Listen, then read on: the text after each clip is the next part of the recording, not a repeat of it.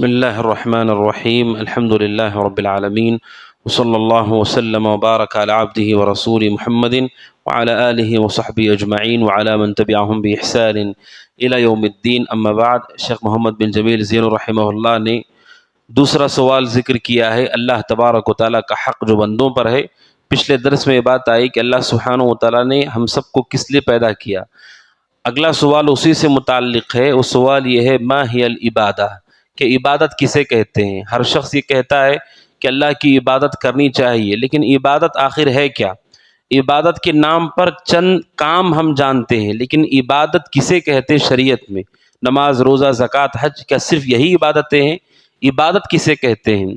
شیخ نے اس کا جواب دیا، کہتے ہیں عبادت ایک ایسا جامع لفظ ہے، اس سے مراد ہر وہ چیز جو اللہ سبحانہ و تعالیٰ پسند کرتا ہے، چاہے اس کا تعلق قول سے ہو یا فعل سے ہو یا ظاہر سے ہو یا باطن سے ہو.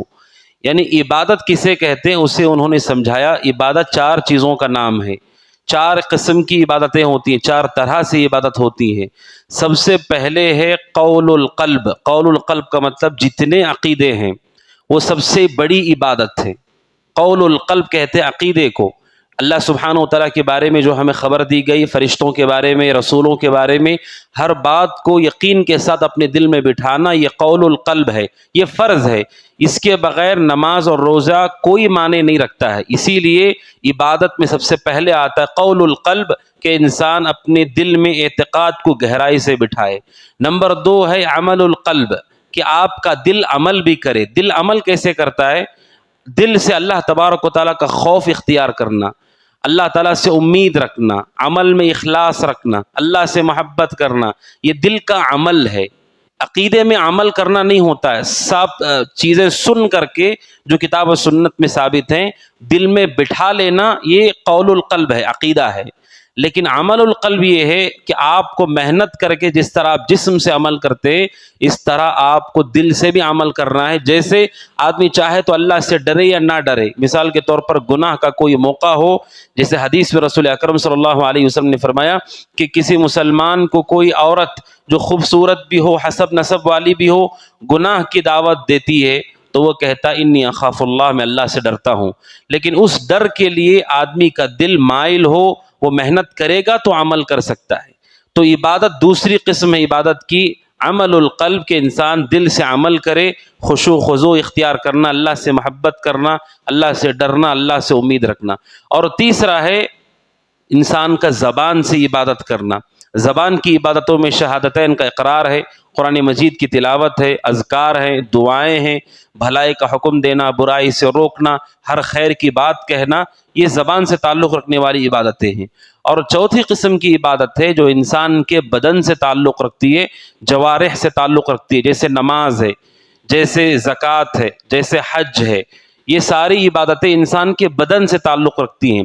آپ صدقہ بھی کرتے ہیں عمومی طور پر تو آدمی اپنے ہاتھ سے اٹھا کر کے دیتا ہے، یہ کسی سے کہتا ہے دینے کے لیے. بدن سے کی جانے والی یہ عبادتیں ہیں. تو چار قسم کی چیزیں ہیں جنہیں عبادت کہا جاتا ہے. اللہ تعالیٰ ان ساری چیزوں کو پسند کرتا ہے. لہٰذا شیخ کہتے ہیں اللہ نے ہمیں عبادت کے لیے پیدا کیا ہے. اس کا مطلب یہ ہے کہ آپ کو عقیدہ صحیح کرنا ہے اور دل سے عمل کرنا ہے، زبان سے عمل کرنا ہے اور جسم سے عمل کرنا ہے. لیکن اکثر لوگ نہیں جانتے عبادت کسے کہتے ہیں. اگر آپ اپنے گھر میں ہیں اور آپ تنہا ہیں اور اللہ تعالیٰ کو آپ یاد کرتے ہیں، یہ یاد کرنا بھی عبادت ہے. جیسے آپ گھر میں نماز پڑھتے ہیں تو عبادت ہے، کیونکہ یہ آپ نے دل سے عبادت کی ہے. اگر کوئی آدمی نماز نہیں پڑھتا ہے، ذکر کرتا ہے، یہ بھی عبادت ہے، جیسے آپ نماز پڑھتے ہیں. جس طرح سے آپ نماز پڑھتے ہیں اسی طرح سے انسان اپنے بدن سے کسی کی مدد کرتا ہے، کسی کا تعاون کرتا ہے. جیسے رسول اکرم صلی اللہ علیہ وسلم کے بارے میں کہ آپ جو مجبور ہیں، مزدور ہیں، آپ ان کا ساتھ بھی دیا کرتے تھے، تعاون بھی کیا کرتے تھے. یہ ساری عبادتیں ہیں. عبادت کی جب بات آتی ہے اکثر لوگ نہیں جانتے کہ عبادت ان چار چیزوں کو کہا جاتا ہے. اللہ نے ہمیں ان تمام چیزوں کے لیے پیدا کیا ہے. اس بات کو نہ سمجھنے کا نقصان یہ ہے، مسجد میں آ گئے، نماز پڑھ لیا، چلے گئے گھر، اس کے بعد ہمیں لگتا ہے کہ کوئی عبادت اب ہے ہی نہیں. اب آپ کے سامنے کوئی بوڑھا کسی گاڑی کو ڈھکیلنے کی کوشش کر رہا ہے تو آپ اسے دھکا دینے کو عبادت نہیں مانتے، جبکہ وہ جسم سے ہونے والی عبادت ہے، اللہ اسے پسند کرتا ہے۔ راستے میں کوئی تکلیف دہ چیز ہے، اس کے ہٹانے کو وہ عبادت نہیں مانتے، جبکہ وہ عبادت ہے۔ اور لوگ یہ سمجھتے ہیں کہ جو جتنا نماز پڑھ رہا ہے نمازی وہی عبادت گزار ہے۔ نماز کے ساتھ عبادت کا یہ پورا تصور ہے، جس میں سب سے پہلے انسان کے دل کی عبادت ہے، اور دل کی عبادت میں دونوں چیزیں آتی ہیں۔ سب سے پہلے اعتقاد ہے، عقیدہ ہے، اور پھر دل کا عمل ہے۔ رسول اکرم صلی اللہ علیہ وسلم نے ان دونوں کو جوڑا ہے، انسان کے جسم کا عمل اور دل کا عمل دونوں ایک ساتھ بھی ہونا چاہیے۔ اسی لیے حدیث میں کہا گیا انما الاعمال بالنیات، اعمال کا دار و مدار نیت پر ہے، کہ آپ کے جسم کے عمل کے ساتھ ساتھ آپ کے دل میں اس کی نیت بھی ہونا چاہیے۔ یہ نیت دل کا عمل ہے۔ تو خلاصہ کلام یہ ہے کہ عبادت چار چیزوں کو کہا جاتا ہے۔ ایک ہے عقیدہ، جو دل میں جتنا آپ معلوم کرتے جائیں گے اسی قدر آپ اللہ کی عبادت کر رہے ہیں۔ مثال کے طور پر فرشتوں کی تفصیل آپ نے سنی کسی محاضرے میں یا کسی لیکچر میں یا کسی کتاب میں، فرشتوں کی پوری تفصیل آپ نے سنی، جتنا آپ کو اللہ نے میسر کیا، تو یہ عظیم عبادت ہے۔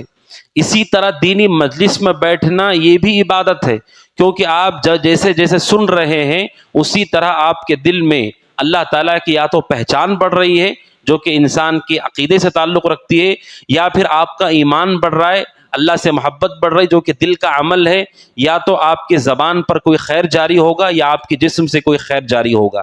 یہ عبادت کا وسیع تصور ہے شریعت کے نزدیک۔ لہذا شیخ رحمہ اللہ کہتے ہیں ہر وہ چیز جو اللہ تعالیٰ کو پسند ہو، چاہے وہ بات ہو، چاہے وہ کام ہو، چاہے ظاہری سے تعلق ہو یا باطن سے تعلق ہو۔